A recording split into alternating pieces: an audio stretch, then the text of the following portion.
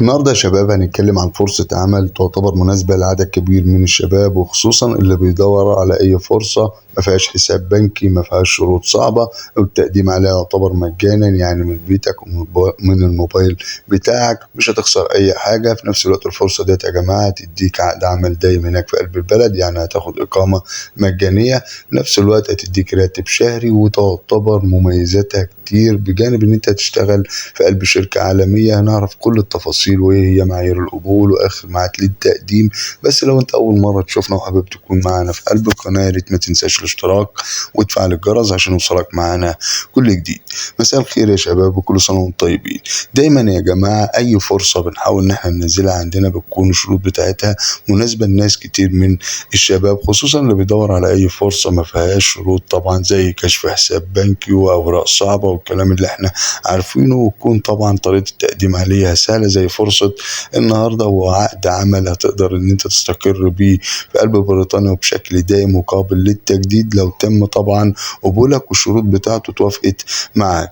أولا هي في مجال المبيعات يا جماعة، عشان الناس اللي هي بتحب مثلا السيلز، اللي هي ناس عندها خبرات في مجال المبيعات، يعني يقدر يقدم على الفرصة ديت. الفرصة ديت هتسمح لك زي ما قلنا بإقامة هناك في قلب البلد مجانية، وإقامة دايمة خصوصا في حالة إن هو تم قبولك. تاني حاجة الفرصة ديت ليك راتب شهري. الفرصة ديت بتقدم لك إن أنت يعني إيه تقدم عليها مجانا، يعني أنت مجرد إن أنت بتدخل على الرابط وبتبدأ تملأ البيانات وبتبدأ تبعت السيرة الذاتية بتاعتك. بعد كده هم بيبدأوا يدرسوا، لو تم قبولك فأنت كده ضمنت يعني زي ما نقول إقامة دايمة هناك في قلب بريطانيا. وطبعا أي فرصة يا جماعة بيحددوا ميعاد، يعني وآخر ميعاد للتقديم عليها، وآخر ميعاد للتقديم على الفرصة ديت يوم 16 سبتمبر 2023. وطبعا ملهاش سن محدد، ومتاحة لجميع الجنسيات العربية، ومش مطلوب منك شهادة لغة. الناس تركز في الحتة ديت عشان هو بعد كده يطلب منك لغة إنجليزية لما تيجي تقدم، لكن هو مش مطلوب منك إثبات يعني إن أنت يكون معاك شهادة زي ايلتس زي التوفل، لكن مطلوب منك إن أنت تكون بتتكلم اللغة، إن أنت تكون برضو بتقدر تكتب اللغة الإنجليزية. تعالوا بقى نعرف ايه هي معايير القبول بالظبط بالنسبه للفرصه ديت. اول حاجه الشروط اللي هتطلب منك لما تيجي تقدم على الفرصه ديت يا جماعه، ان انت يكون عندك خبره عمليه في مجال المبيعات زي ما قلنا. تاني حاجه يكون عندك برضو خبره في مجال التكنولوجيا والاتصالات، بجانب ان انت طبعا بتكون بتتكلم اللغه الانجليزيه. برضو يكون عندك مهارات هنقول في الاكسل والوورد والاوتلوك، يعني حاجات كده طبعا برضو في مجالات اللي هي التكنولوجيا. بعد كده هيكون عندك مهارات في كتابة اللغة، وبرضه مهارات اللي هي مهارات اللفظية يعني لما بتيجي تتكلم اللغة الإنجليزية. وطبعا العمل هيديك خبرة في مجال شركة عالمية زي شركة لاما UK بيزنس سبورت، ديت الشركة اللي أتاحت الفرصة ديت يا جماعة.